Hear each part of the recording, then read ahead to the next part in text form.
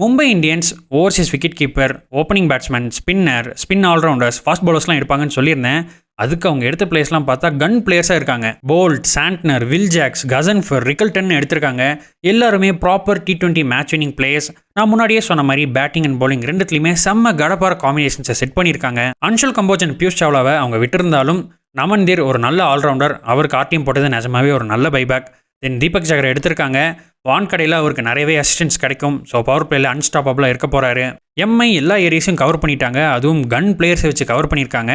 But ஒரே ஒரு drawback என்னென்னா இவங்களோட மெயின் 12 or 13 பிளேயர்ஸ்க்கு பேக்கப் அப்படின்னு பார்த்தா அந்தளவுக்கு யாருமே கிடையாது. சப்போஸ் ஏதாவது இன்ஜுரி கன்சர்ன்ஸ் வருது, இல்லை யாராவது ஃபார்ம் அவுட் ஆகுறாங்கன்னா அவங்களுக்கான லைக் ஃபார் லைக் ரிப்ளேஸ்மெண்ட்னு யாருமே கிடையாது. ஸோ அதில் தி need to be very careful. அப்படி 1 or 2 பிளேயர்ஸ் நல்லா பண்ணல, இல்லை இன்ஜுரி ஆகிட்டாங்கன்னா கூட remaining 10 players can cover up and perform for those 2 players. எம்ஐக்கு அந்த லக்ஸுரி இருக்குது. ஸோ அது ஒரு பெரிய கன்சர்னாக இருக்காதுன்னு நினைக்கிறேன்.